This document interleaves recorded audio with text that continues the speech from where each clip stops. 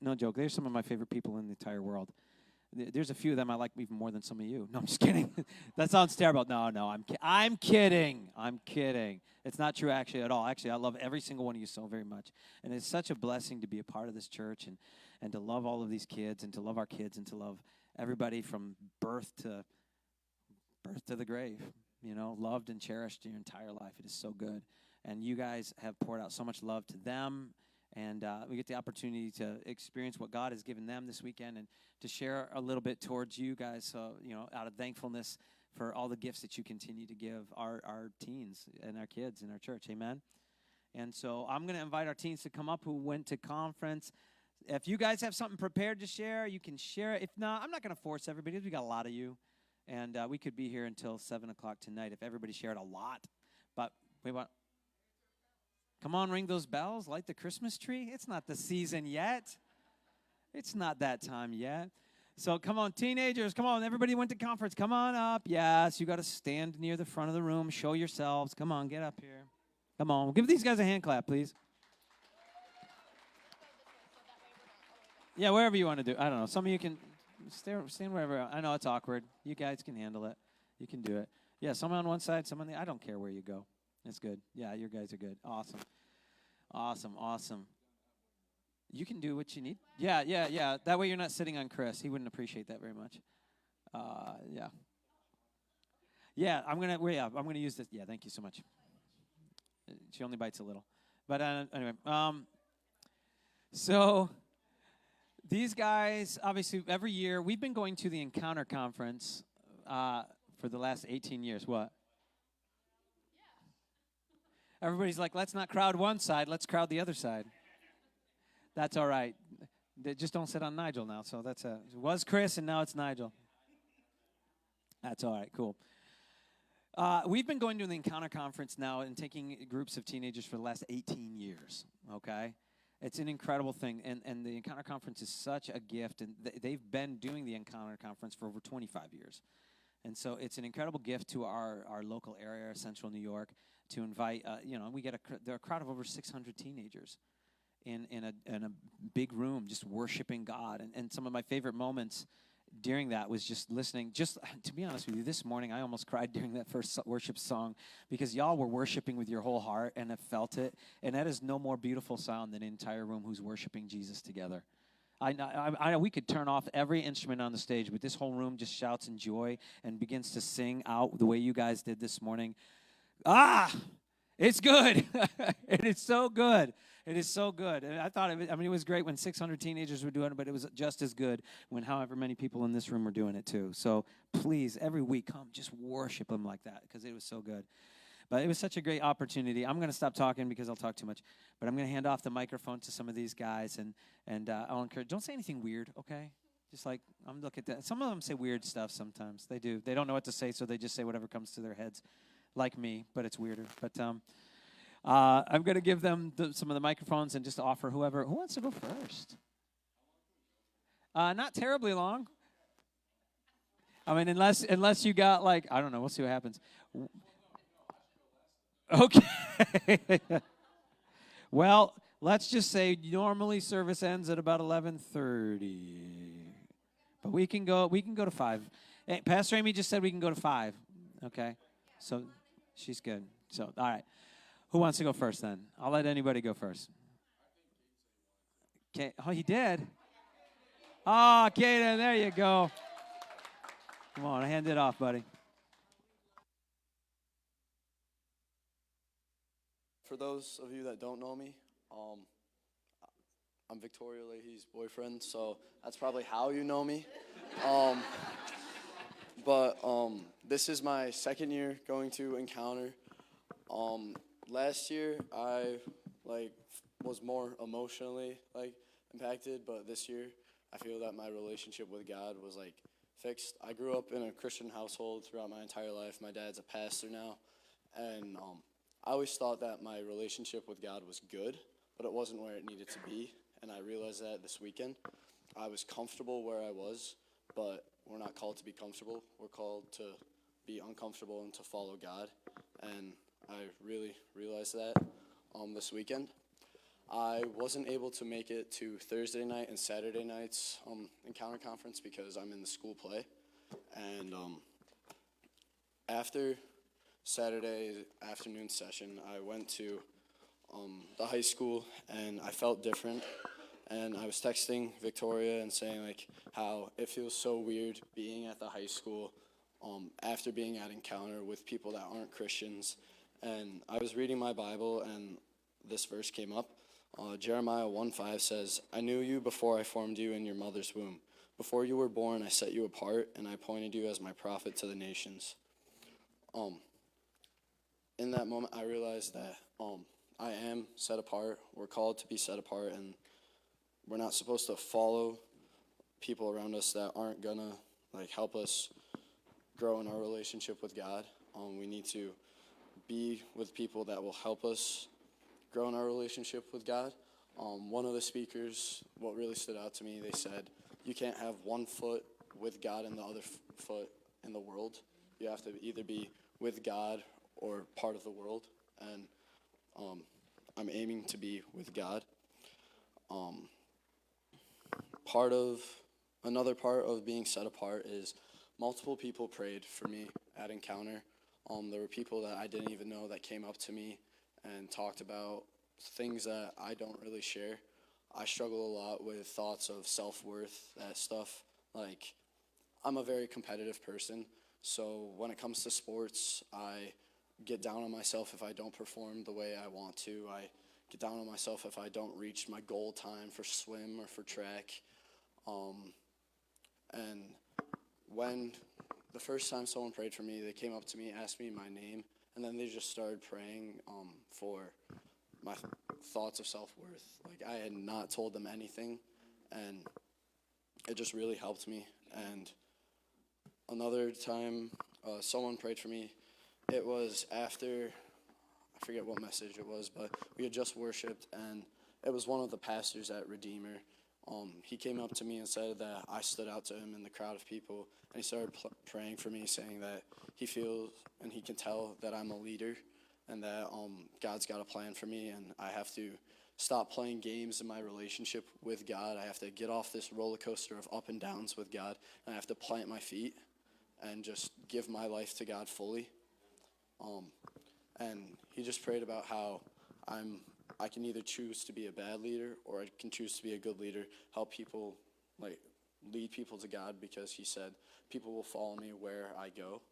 And then I talked to Linda about it, and she said the same thing again. And during this, I was really confused and worried because people have told me before that I would be a good pastor at my church and people at U-Turn. And my dad's a pastor, so the thought has always been in my mind. But I didn't want it to be, oh, my dad's a pastor and people are telling me to be a pastor and not have a calling. So I talked to Dennis and said that people have told me I'm a good leader, and I always try to be a good leader every day.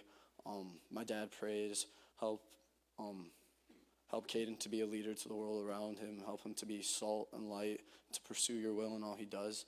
And I was talking to Dennis, and I said, I don't want it to be a decision of if people are telling me to be a pastor or saying I'm a good leader that I should be a pastor, because I don't feel like calling to be a pastor as of this moment. So Dennis talked to me and said that being a leader isn't always being a pastor. You can be a leader in everything you do. And he said to focus on right now, be a leader right now, because it's where you are and the people around you need a leader to follow. But yeah.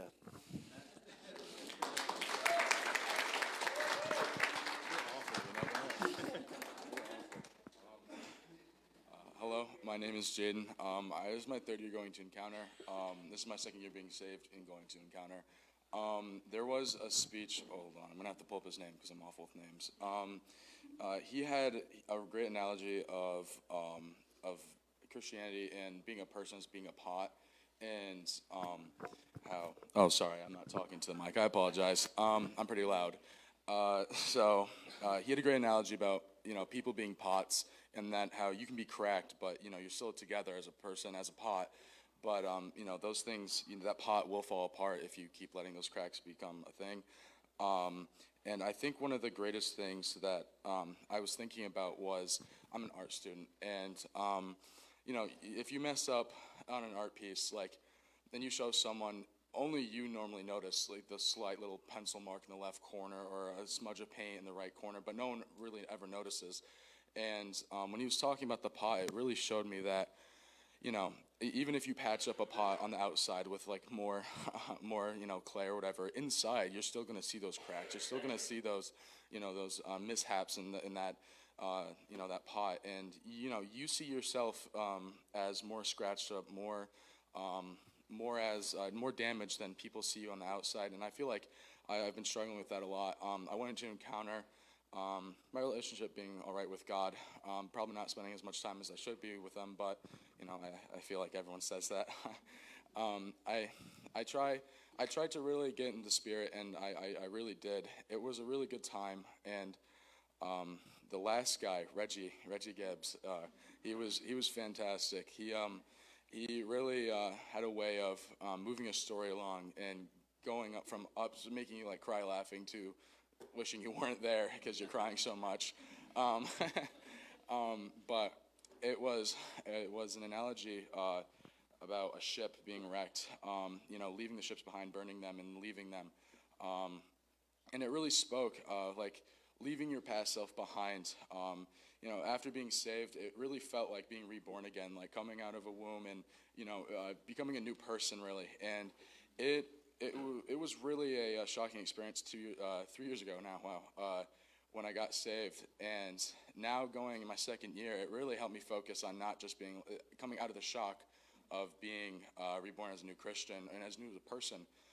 It really helped me really realize that I need to focus on things other than coming out of my shell and actually, exploring and reading my Bible, reading His words, and actually taking those things into an account of what He means by them. And when Reggie was talking, he mentioned something about him being in his room, and it made me think, is it okay if I walk around, or can I just... Yeah, no. Oh, okay. I don't like standing. Yeah, I don't know. I didn't think I could walk around. So when I was a kid, I used to... my mom used to tell me to clean my room, and of course I didn't. And I would kick things underneath, like the bed. I would put things in the closet. I'd be like, oh, she's not going to see it. But as soon as she steps one foot in the room, everything comes falling apart. The door comes off its hinges pretty much with all the clothes. Like, the bed is overflowing. You see, like, 18 different, pairs of dirty underwear under my bed and stuff. Like, it was bad. But it really had me thinking about how that is my relationship with God. I think that I have to come to Him being pristine, coming to Him like all put together, all totally fine looking, but when I come to God and I'm acting like everything's fine, I'm pushing everything underneath my beds, I'm pushing all my sins into my closets, I'm pushing everything, I'm closing my door to make sure she doesn't see it, like I'm acting like God can't see my mistakes, I'm acting like God can't see what my failures and what my my excuses are for everything are, but I need to stop lying to Him. I know He knows I'm lying. But I know that I need to stop cleaning my room before I go to God.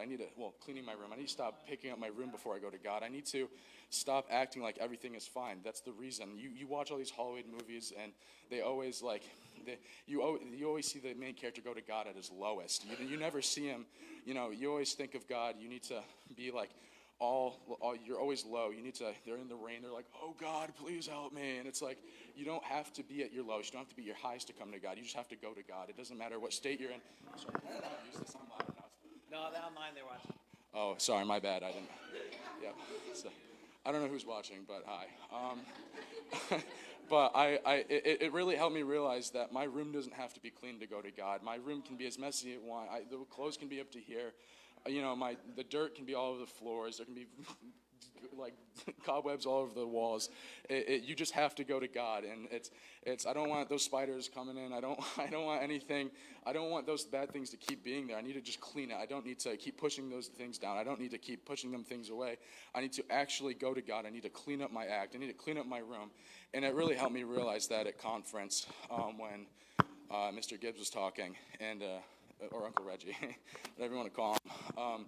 But it was a really good experience. I think that anyone in this room that has, a niece, a nephew, a kid, a grandkid, that is, what's the cutoff, like middle school?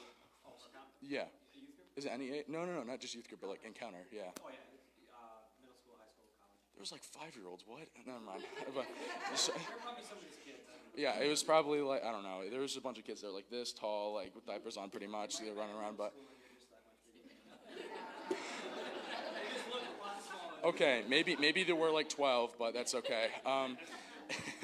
No, but I think it is so worth it to be in a room of 600 kids that are going through what, you're inherently going through or something similar to that. And I think it's a really important experience to have, because you're in church, as a kid, you're like, wow, these people, I have no clue what they're talking about. I have no clue what the pastor just said. Like, what? What are you talking about? And it's being in a room with people that understand your struggles in a modern sense. It's really important. And I think that God was really moving in today's this encounter. It took a little while. You could hear a pin drop at some songs because no one was singing. But at the final day, everyone was worshiping. I know that I stayed up there when everyone went back. And the altar, and it was a great experience. I think that if anybody is, like I said, has any younger person in their life, I would urge them to kick their butt here and go. And like we raised so much money. Like, how much was it to go this year? $20 or something? Yeah, $20. Like, and we'll try to work harder to make that lower, I hope. But yeah, it was a great experience, and I want to go again. I'm getting pretty old for it. I want to go before I can't. I know I look like I'm 12. I'm 18. But Benny was calling me 30 or something. I don't remember what age he was calling me, but it kind of hurt. It hurt my feelings a little bit. But yeah, that's all I really wanted to say about it. God bless.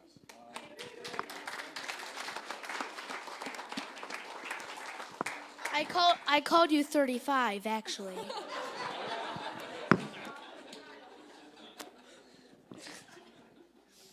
Okay, hi, I'm Bentley Westcott. You guys probably already know me, and if you don't, my dad is right there. Oh yeah, I forgot about her.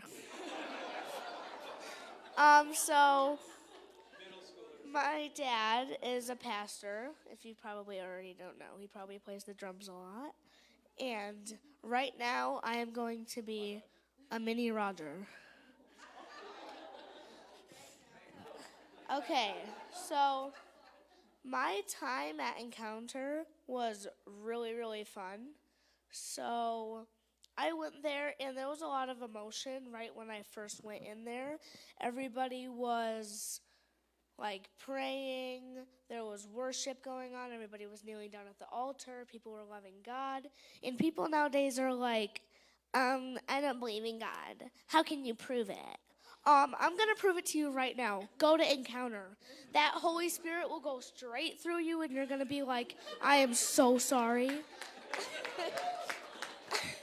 And so I love to worship with all of the team leaders, and I also enjoyed praying with other people. And when they were like having a hard time, I always prayed for them. I also liked how I could kneel down at the altar, and nobody would be like, what is he doing? And I was kneeling down and everything, and everybody was praying for me.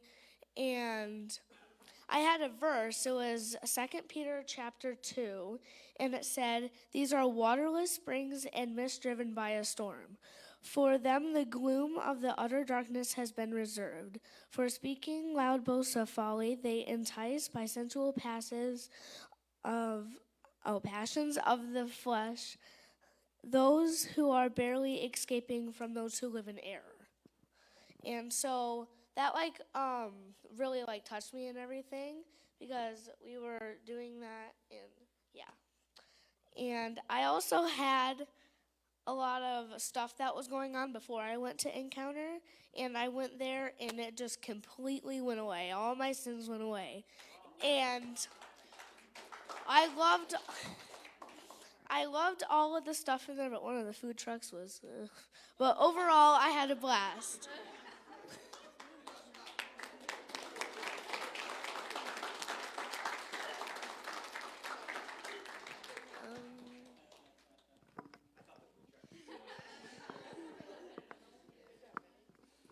Hi guys, I'm Riley, also Pastor Roger's daughter.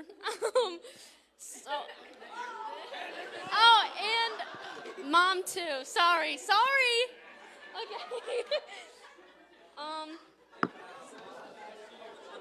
Sorry.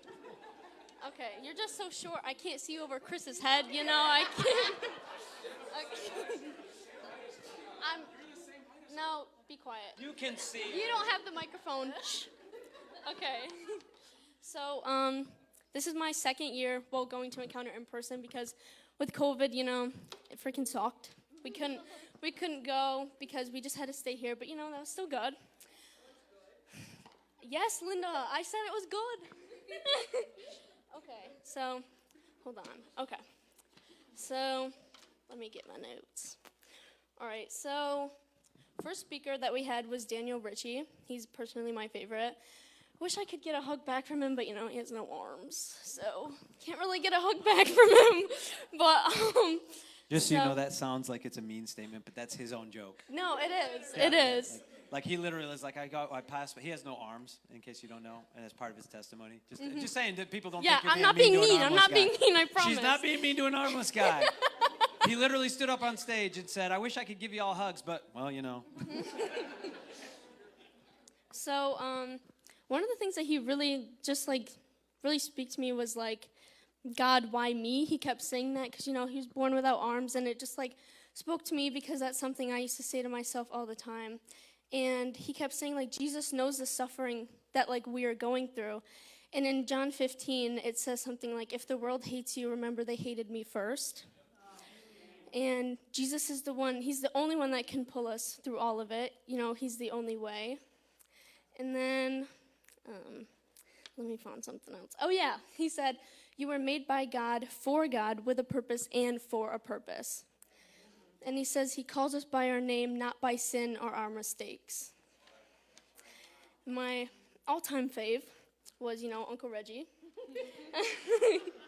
Let me find it. Okay, so basically what he did in his message was he played these thunderstorms in the background, okay? And let me tell you, at nighttime, I told my Alexa to play thunderstorms, and that's what I fall asleep to. So, there's light rain in the background, and I'm I'm falling asleep, and then big thunder comes on, and I'm like, oh, Holy Spirit, there you are, waking me up. And then, but that was the whole point, was he played distractions in the background so that you could focus on him, and that was the whole point, is focusing on God through the midst of every chaos going on. And he kept saying, is it a king and country thing or whatever? The light a match, leave the past, burn the ships, and don't look back. Yeah. And then he also said boast within the cross. In the Bible it says not to boast, but you can boast within the cross. And said the cross leads you home. The cross will lead you home because he's the way home. And the whole Pilate thing was, I loved that. It was just listen to my voice, not what else is going on. Don't panic, just listen to me. Let the Lord find you and focus on his voice, even in the midst of the storm. Listen to him and don't lose focus, because he will lead you home.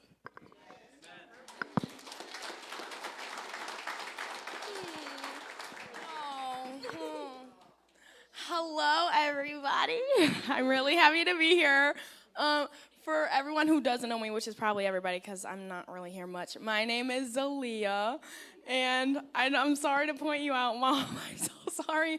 My mom's in the back with that little boy and my sister. That is my little brother and little sister. So this was my first year. Okay, I gotta stop smiling. Hold on. Okay, this was my first year at Encounter Conference. And oh my Lord, lots of mixed emotions. There was emotions of sadness and then happiness and then even at some points anger. And I say anger because it was out of fear, because I came in knowing I had issues just like everybody. Everyone goes in knowing they have problems. But the whole point is to wash away and just trust in God. So I came in knowing I had problems, and I knew it needed to be fixed, and I was scared to fix it. I was scared to get rid of the negative people in my life, to push forward and not look backwards, because it's hard. It's not an easy task. It's definitely easier said than done. So going in there was a lot. But first, I have to say, Tori Leahy that's my girl. She like, it was the first day of school in art class, and I saw her, and like, you could feel her positivity. You knew the Lord had her. She was just so pure and genuine, and I genuinely want to thank her so much because she's encouraged me to come to youth group every day, or at least try every Sunday, sorry. And just be there and be in his presence, and it's really awesome. And I wish that she could be here. I love you so much, Tori. But anyways, Encounter Conference, it was so, sorry, it's literally like a family. And like, you grow up with your instant family, like, but people around you were all like united through God, and it's just so beautiful. And you can feel it. Like, you can feel like those are your sisters, those are your brothers. Like, everyone's just there for one another. And so as I was in there, it was more about myself. I was praying for myself and my family. And then I look around, it's like everyone else is struggling too. Like, you're not alone. Everyone has their issues. And that's when I started praying for other people. And Riley and Gnarly and all these beautiful ladies. And the vanilla, what was pancake, yes, as Reggie Dabbs would say, Uncle Reggie. But it was so beautiful. And I just like think about, I remember I have an older sister who is not here and may not be for a while. She's a little struggling right now. But I had asked her like a while ago, it was, how are you not able to like believe, like how is it so difficult for you to believe and trust in God? And for her, she said, it's hard to believe in something you can't see. And at the time, I didn't really say anything back. I was like, oh, okay. But if I could go back, I would tell her, well, look around. Like, God is everywhere. Like, you're waking up every day. You're still here. Your family's healthy. You're healthy. You may struggle, but you've gotten through every single time. And that's not out of luck or coincidence. That's God, because he has you. And I wish I would have told that to her, but I'm praying over her now. And I'm praying for all of you, that you just follow in Jesus' footsteps and you praise him and you worship him, because he's the ultimate way. And I'm very thankful for all the youth leaders. Thank you for your time and the money and sanity you put in to bring a bunch of teenagers to that, because that was a lot. Yeah. But I'm very, very grateful. And I was born in Utica, but I was raised in Oneida, and we had gone to a couple of Utica churches here and there, and some churches kind of around here, down Wamsville, I think. But it was not, it wasn't like it is now, because I was going, because my family went, and even they went, not fully there. They didn't lay everything down. They just went to go. And that's why I'm happy I have my family now to help them and let them see that they're not alone, because I feel like at times a lot of people think they're alone. Even when you're with a bunch of other people, you still feel like you're alone and no one understands you, but you're understood. As long as you follow in Jesus' path and you go his way and you don't stray, you will be okay. And a lot of people, like, lately I see a lot of Christians, and it's more for the word of saying you're a Christian. And my Nana told me something like this. It was about how you can say you're a Christian, but you don't follow God. Because there's one thing about being a Christian, and then it's another thing to believe in Jesus. It's about following him, not just the name of it. When you realize how it makes you feel and what he sacrificed for you, it's very inspiring. So, yeah, I will definitely be going next year if I'm able to, because that was amazing, yeah. And I'm just very thankful that Jesus was able to bring me to all these people, including all of you, because it's family, and there's nothing greater than family. So thank you. Thank you, God. Amen.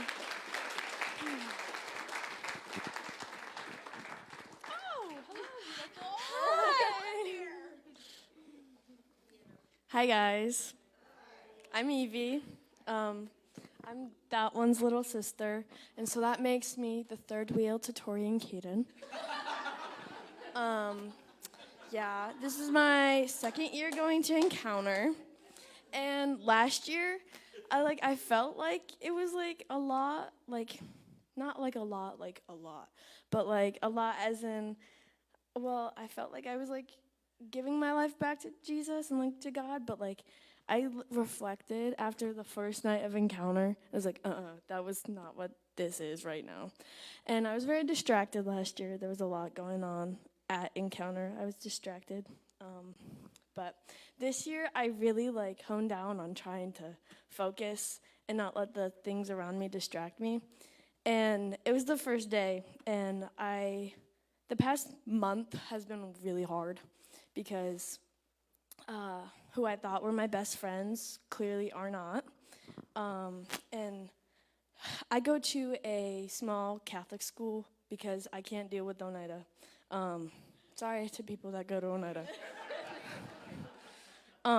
But so I go to Holy Cross, and I've grown up Christian, and I'm not gonna convert to Catholicism, I promise. Not that it's bad too, but it's hard being at a Catholic school too, because there's maybe one or two other Christians there, and you don't really learn the Christian standpoint. You learn, oh, Catholic, you got the saints, you got the Pope, you got the bishops, and coming to youth group, it definitely helps. And Dennis and Linda and Nate are my rocks, and I don't know what I would do without them.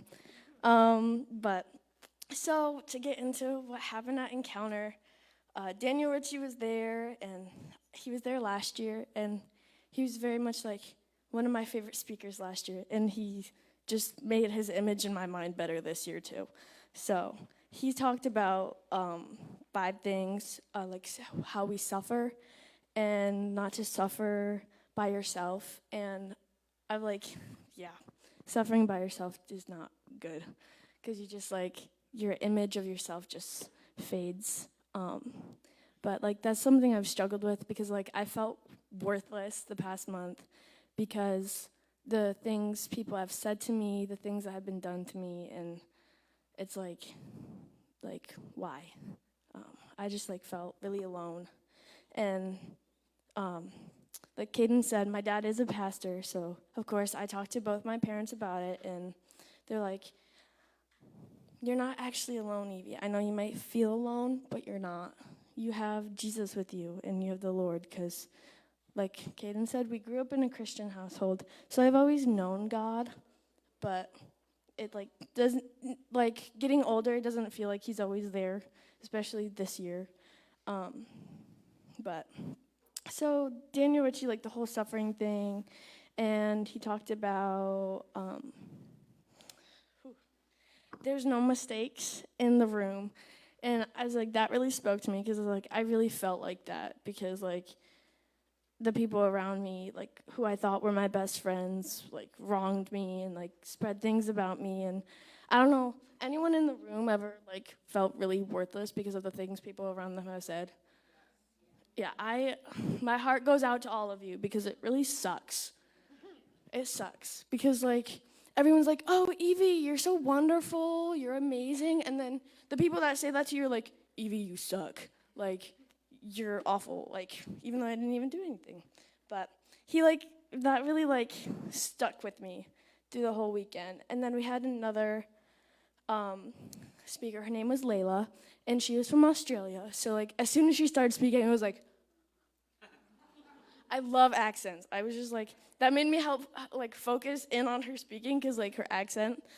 She was build a human altar, and because she talked about the building of the altar, and I'm losing my train of thought, guys. I'm so tired. But she was build a human altar, and then she talked about citizens of heaven, how we're all citizens of heaven, and she gave us 4 things. And then she talked about how we have the Bill of Rights, basically. She came up with her own Bill of Rights on the citizens of heaven. She was talking too fast for me to write it all down, so sorry, guys. But so that was night 1. Daniel Ritchie talked, and he did his altar call. I sobbed. I cried every single night. But Thursday night was big, because this lady I didn't even know, she came up to me, because I went up to the altar call, and she came up to me. She was what are you struggling with, girly? I see you crying over here. I'm I just feel so worthless and so lost. And she's well, we're gonna fix that. And so she started praying, and then at the end of her prayer, she was God's telling me he has this big plan for you. And then she told me that I was going to learn how to speak in tongues. And I was like, I don't know how to do that. She's like, she's like, get out of your head. And every day, from then on, she kept coming up and me asking, oh, Evie, how are you? How are you? I was like, you remember me? I was like, there's lots of kids here, and you remember me. And so like that like meant a lot that she kept talking to me and checking in. But it's like really impressive that like everyone around me even they're all struggling with their own things, and they all like came to my side when I needed someone, like if I needed to be prayed for. And I just want to say Jaden is like one of the most amazing people I know. And so is Jack, because like Jack didn't even say anything to me the whole weekend, but like, but just like him and Jaden, they were just like standing up there praying. And after I'd been crying and just seeing them, even though like Jaden would come ask me, Evie, are you okay? I'm like, yeah, sure. And he'd be like, do you need a hug? I was like, yes. So, like, Jaden, you're amazing. I just want to let you know. And Zalia, where is she? Oh, hey. The other day, before worship, the pastor, I forget which pastor it was, he was like, let's pray for each other, and grab the person next to you. And it happened to be Zalia right next to me. And she prayed for me, and she said some very nice things. Like, people always tell me, oh, Evie, you're a leader. You're such a bright light. I'm like, it's really hard for me to believe that, because I'm like, so are you, like, it's like, I don't know how to explain it, but like it's in my head, but I can't find the words. She was like, Evie, you're such a bright light. And not just her. Linda told me this. I think Dennis has told me this. Nate's told me this. And I'm like, it's so hard for me to believe it. But after last night, it's very much like, yeah, I believe it. Because with all the speakers and stuff and everything going on, yeah, that's nice. But like our whole group prayed together in a circle. And I just felt like so close to God in that moment. And the pastor was like, if you have a hunger and a thirst for God, like come up here and we're going to pray. And I just felt such a calling to go up there. And I know like I've said in the past that like I feel like so rich with God's love. It's just like last night felt like so like perfect, because like all those speakers leading up to Uncle Reggie, it was like they were all great, but they made him speaking made all of it make sense. Because like Riley said, with his sounds that he made, and he sang songs and played the saxophone, and but like just all the things people have said to me the whole weekend, it all like came to me like last night before I went to bed. I was like, I believe it. It's true. And it's really hard for like a teenage girl to believe all the things that people say to her, because like you get in your head about it. And I'm like,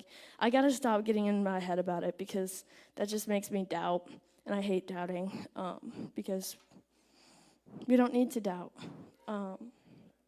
And so I just like want to thank Dennis and Linda and Nate for everything they did, and Mel too.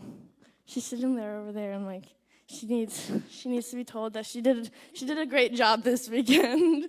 But yeah, so I just like thank you everyone for being rocks in my life, and thank you Tori. I know you might be watching online. I don't know.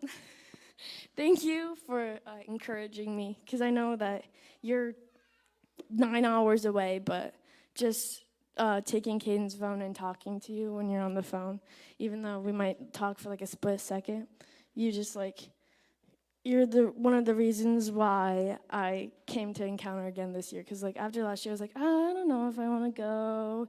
I'm like, yeah, I had fun, but yeah, Tori and Leah and all of them, thank you for keeping me accountable, and thank you, Caden, for being such a good big brother. Yeah.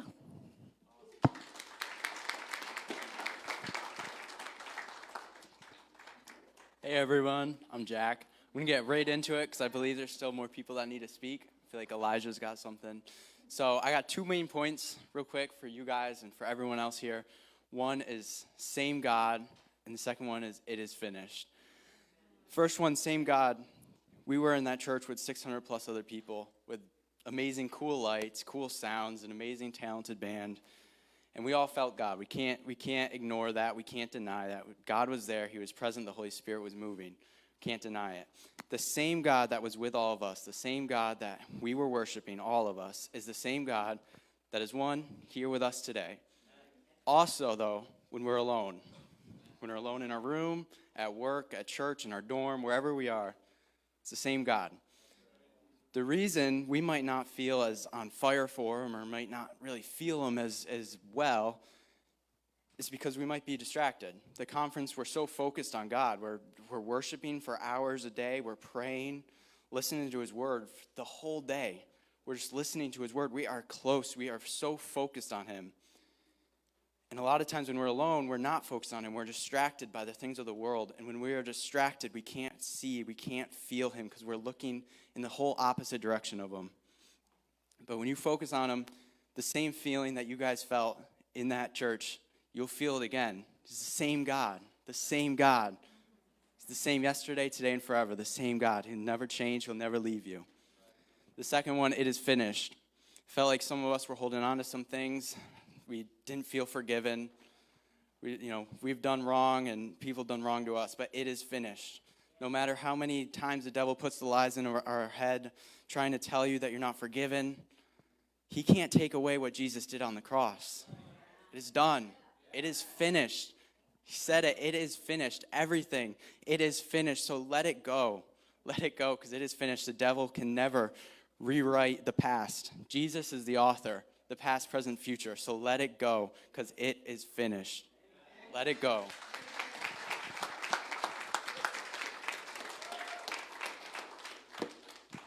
Hi guys.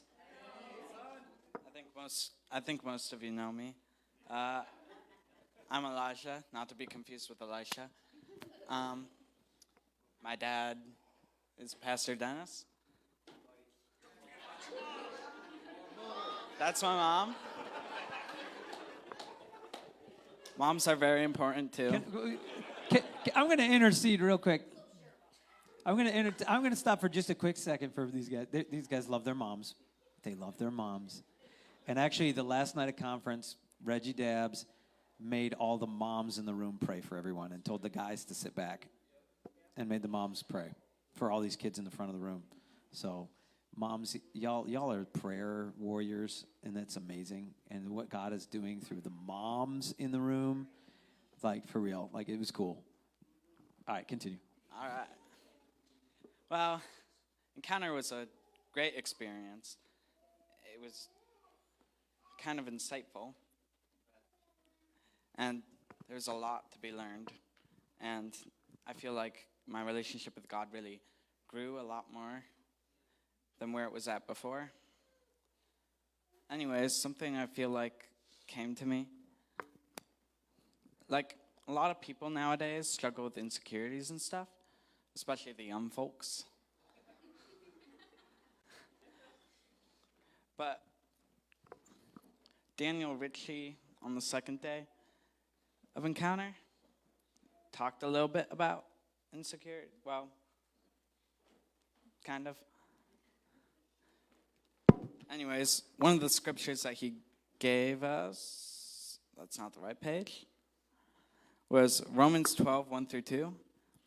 Therefore, I urge you, brothers and sisters, in view of God's mercy, to offer your bodies as living sacrifice and pleasing to God.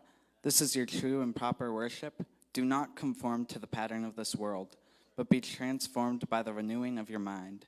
Then you will be able to test and approve what God's will is, his good, pleasing, and perfect will. So, basically, something else Daniel Ritchie said there was that you were made by God on purpose and with a purpose. A lot of people struggle with not liking the way they were born or thinking that they should conform to what society wants them to be. But God made everyone the way they were meant to be. And no one has to feel like they have to conform, because then they're just hiding what God made them for.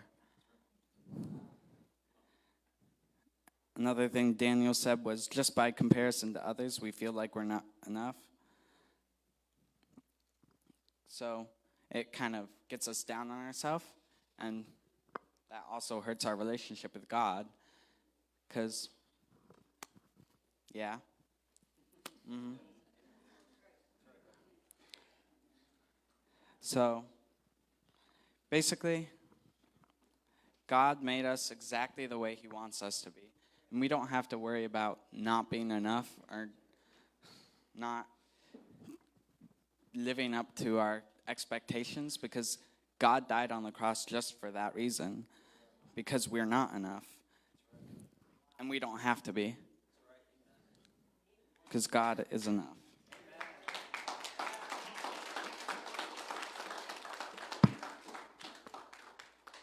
Bye.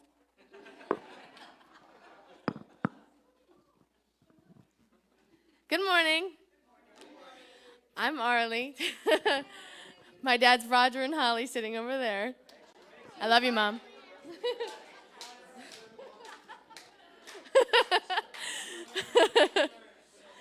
So, can't forget about the mom. So, there was a sermon by B.J. Perez. I liked him a lot. I thought he was great. And he talked about through the cracks. And he was talking about jars of clay, and how jars of clay, when sometimes when you look inside of it, you can see like little cracks inside. And if you put a light up to it, you can see light come through the cracks. And he said something about letting that the Bible says that we are like jars of clay.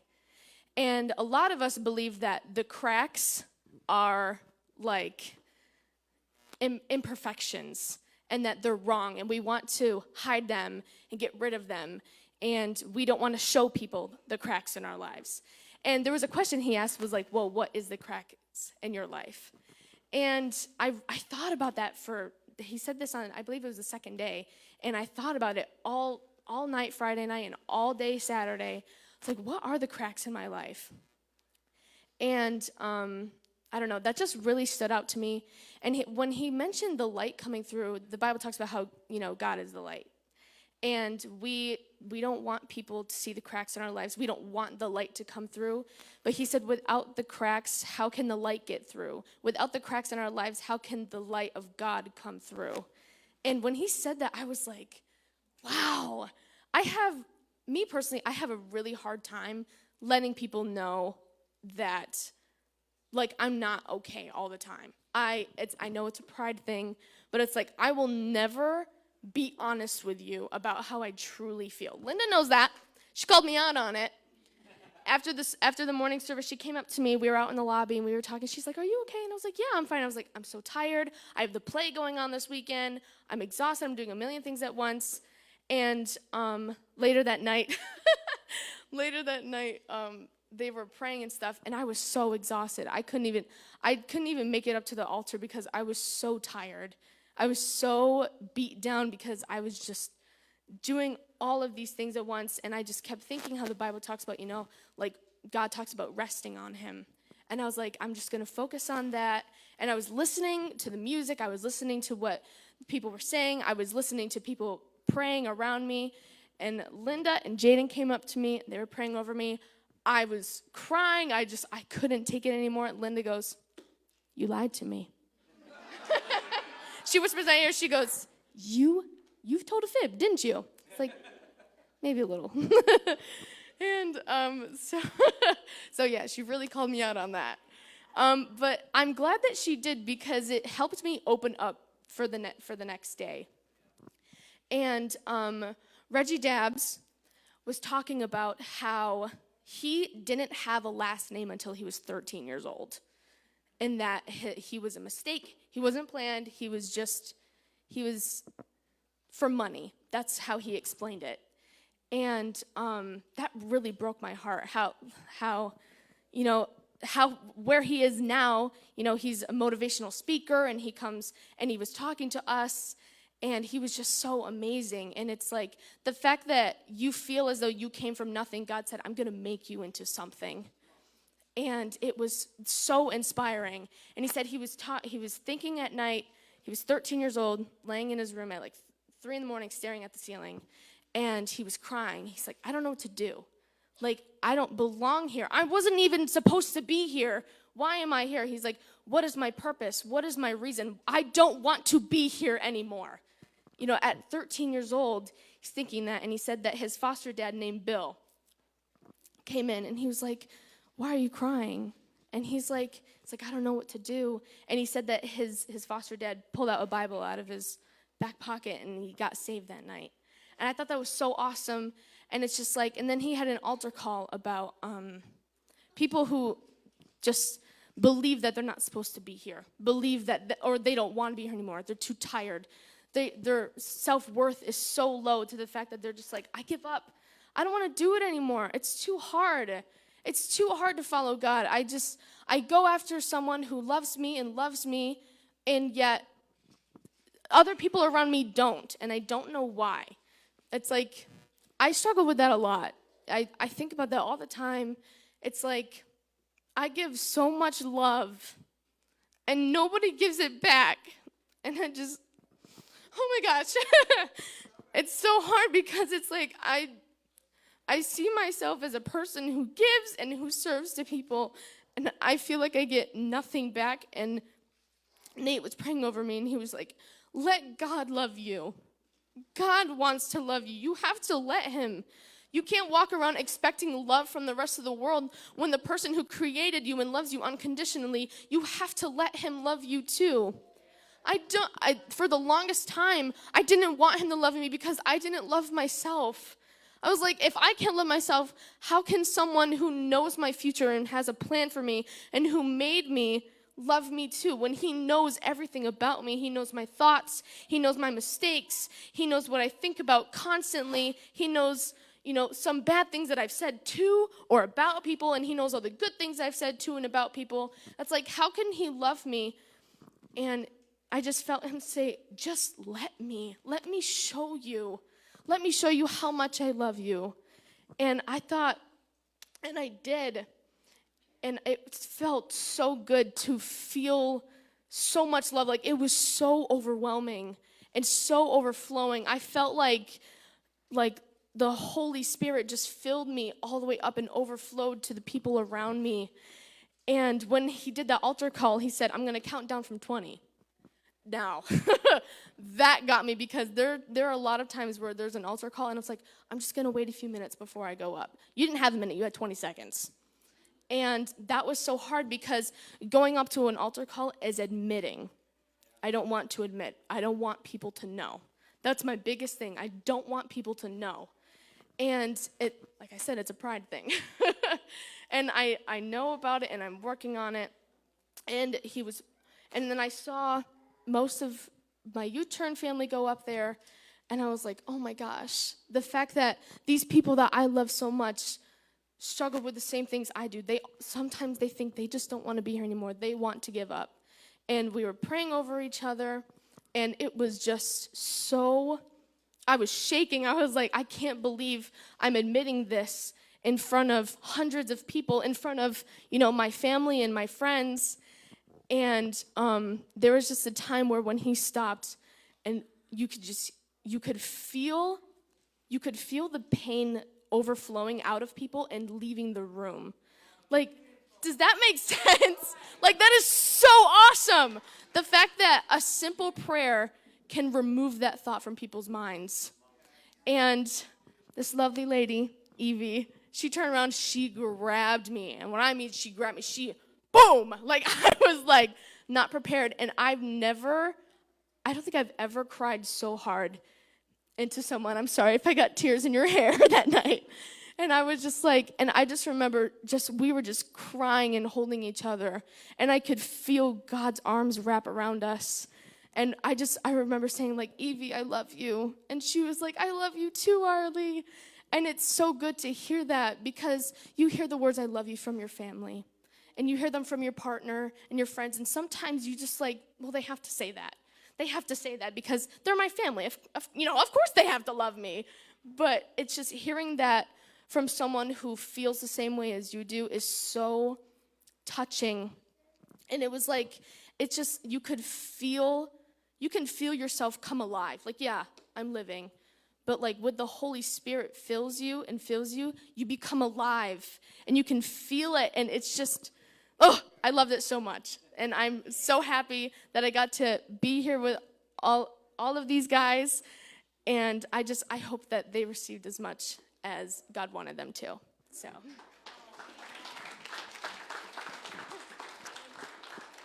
Okay, I guess I'll speak now. I want to take a moment, and I do want to acknowledge the moms here in this room. Holly, she prayed for me the last night on Saturday, and she really spoke a powerful word over me about fear and anxiety. And as many people might know or might not, I don't know, I struggle a lot with anxiety, and so it meant a lot to me, and it meant a lot to me to hear her say how I don't need to be identified by that, because I feel like I do often identify myself as just like this anxious person with OCD, and I identify myself like that a lot. And so it meant a lot for her to pray that over me.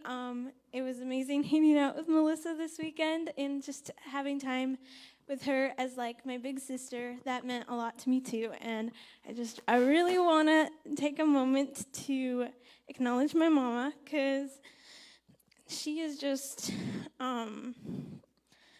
been such a blessing to me this weekend. She's prayed over me a lot of times. I was able to talk to her about things that I've never told anybody, that I've just been too ashamed to ever tell anybody ever in my life about. And I felt like I was able to talk to her about it, and she was able to pray over me, and she was just such a blessing. And I love you so much, Mama. Thank you so much.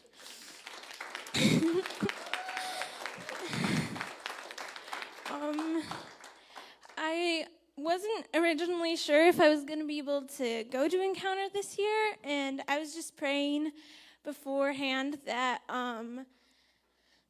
if it was God's will for me to go, that he would make a way. And he did that, and I was able to go, and I'm so happy I was, because it was really just so impactful for me. God really just touched every kind of area in my life that I had been struggling with, the stuff that maybe a lot of people know about and a lot of people know I struggle with, and the stuff that maybe I don't tell anybody, that I just kind of keep hidden.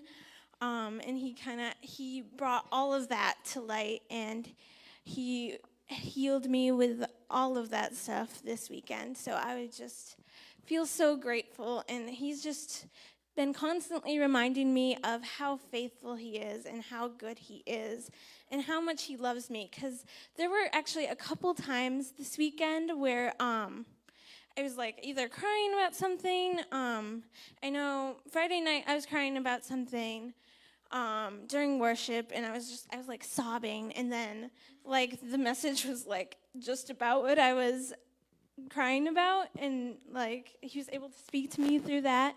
And then later that night, my dad was praying over me, and he was saying a lot of amazing things to me. And one of the things that he said was that I am not broken, because I can feel that way a lot. Like I said, I struggle a lot with mental illness stuff, and I can just feel like I'm just like such a screwed up person sometimes. And he was just praying over me, saying how I wasn't broken.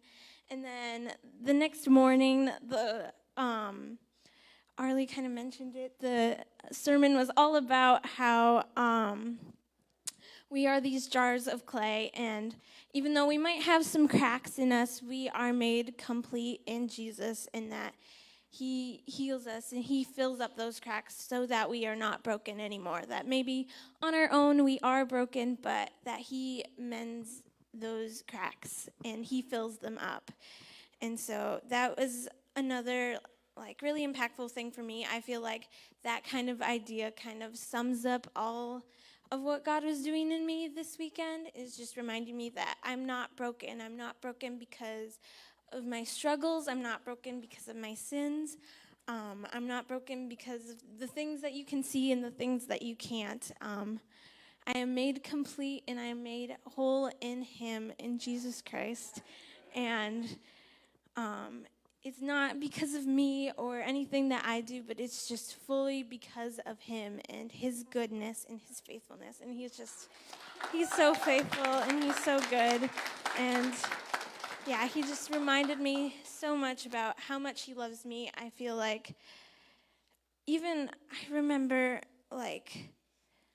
even last year, I remember my mom again praying over me, and she was saying some things and praying over me, and she said that some things might happen, and they did this past year, and it was really hard for me, but I feel like I am just so grateful that God kind of warned me, I guess, about those things through my mom, just to show me that he knows what's going to happen even when we don't, and that he's kind of preparing us and preparing our hearts, and he holds our hearts.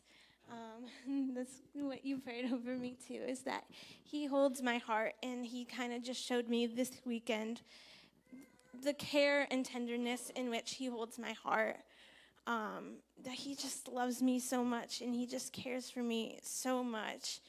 And yeah, that he's taking care of me. And yeah, it helped me feel a lot more confident about my future. I have a lot of fear about the future quite often, and this just kind of helped me know that I can trust in him, and I can trust him to hold my heart in the coming years. As I grow older, I'm going to be 20 in a couple months, and that's exciting and scary, and just this knowledge that I'm growing further into adulthood can be quite scary sometimes if I feel like I'm not where I want to be in life. I haven't done things, I haven't gotten the things that I wish I had at this age.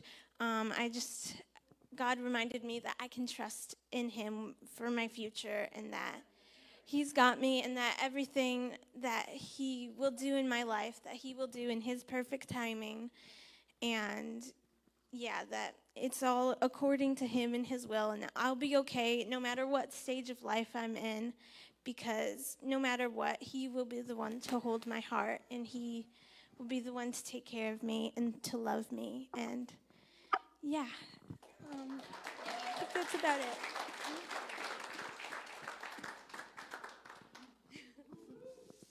Hello, my name is Nadine. Hi, Nadine. Hi. I've been coming to church and youth group for, I think, almost a year now. I did not grow up going to church or anything. My family was not into that. Victoria Leahy, actually, she told me about youth group in art class one time, and I was like, that sounds pretty nice. So I came, and I've been coming ever since. I don't know what I would do without her. I'm gonna try not to cry. Every time I talk about Tori, I cry. And just the whole Leahy family, they're my other family. Oh my gosh, I love them so much. Miles, he's like my best friend too.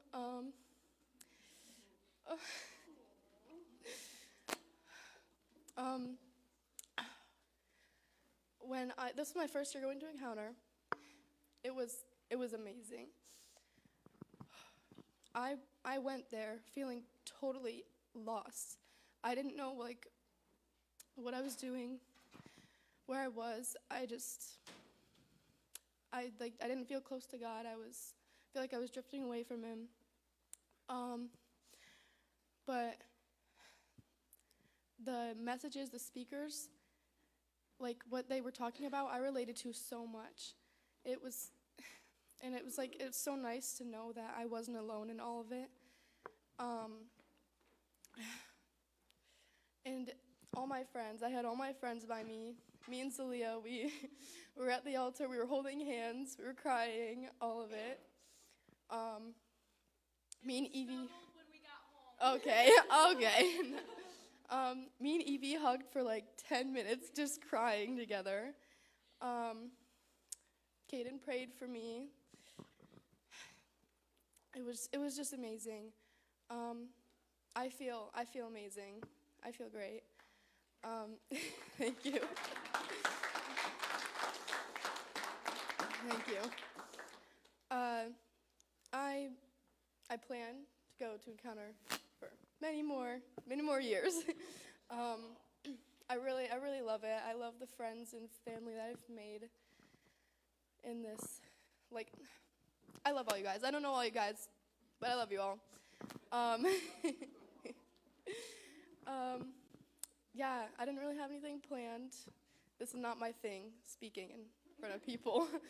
But I don't know. Yeah, that's all I got. Thank you.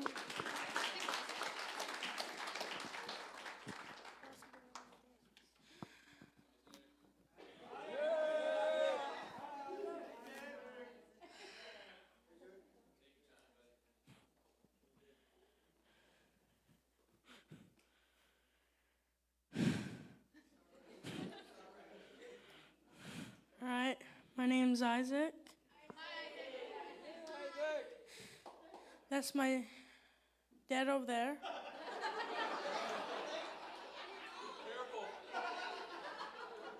And my mom.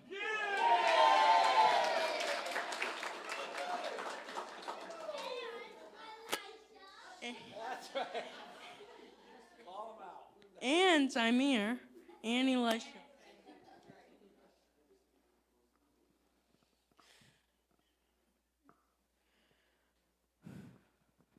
So there was a couple people in Encounter that I heard off of. One was Daniel, forgot his last name. Richie.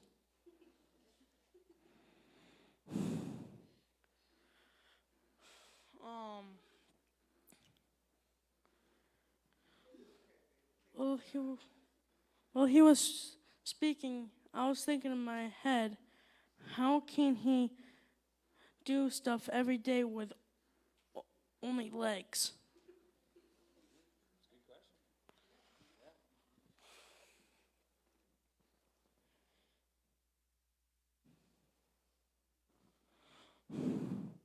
Because I was thinking in my head, I can barely do stuff with one hand.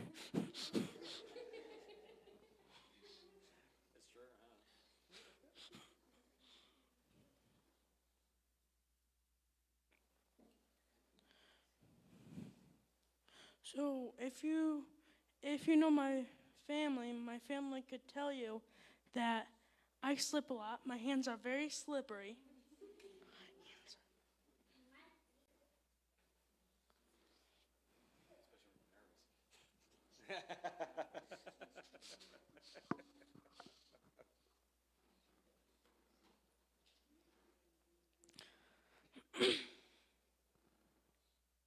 So yeah, and then I keep on remembering these stories that he says about the McDonald's one, that middle schoolers, girls do not have filters.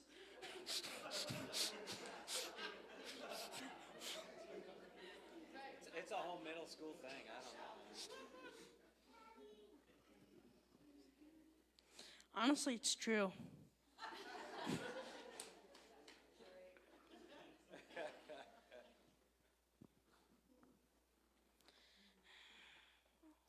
Oh yeah. And that now moving on to forgot her name. It's an older lady. I think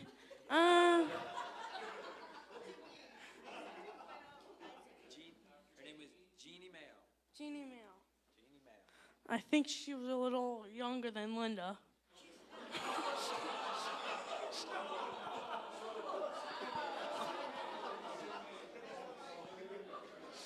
This poor young man won't be with us next week. No, I'm just kidding. So she also said if we call her old, we will have diarrhea for the rest of the day. She was funny. And I did in my head, and then guess what I had for the rest of the day? Stop. Stop.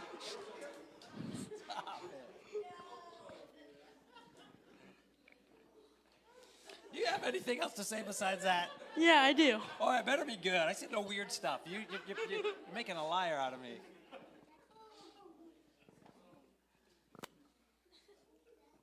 All right. Now move on to Richie or Ricky's? Reggie. Reggie. Reggie. All right. So yeah, Reggie was grown up with no last name, and so one time it was a school thing. I forgot what it was. He was wondering why his parents were old. So then he got into the car, and then he said, "Why are you all old?" I forgot what happened after that. Is that all you got? No, How much more? I said no weird stuff. You just saying all the weird this stuff. is not weird stuff. Is this a good stuff? Yeah, it's good All right, stuff. one more. If it's weird, I'm taking over. All right. I'm in it. I'm watching you right here. I'm right next to you, staring right at you. All right. All right. I'm going back to Daniel. So yeah. Daniel,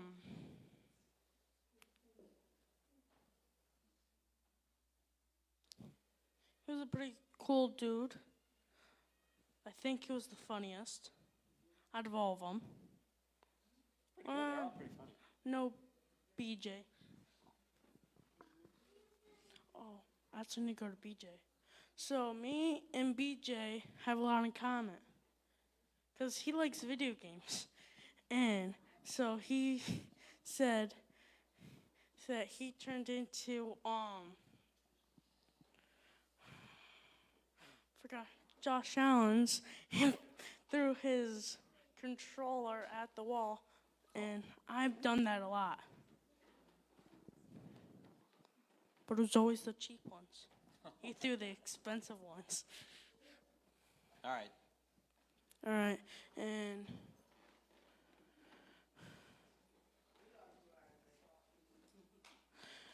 Give this boy a hand clap right now. Y'all know how hard it is to stand up in front of people and come up with something to say? That is hard.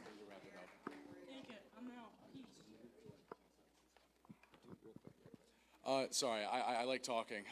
I just wanted to wrap it up in saying that all these kids, all of these people that went to Encounter, this is very important. This is for some of them, this is the turning point of their entire lives. It was for me 3 years ago.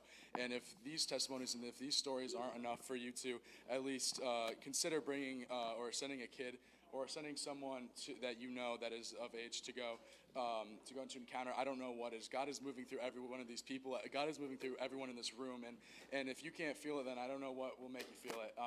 You know, you're in a room with 600 other kids. Can I get a clap for that, please? People are getting saved. People are going through great things at Encounter, and I just hope that more people go. So that's all. Awesome.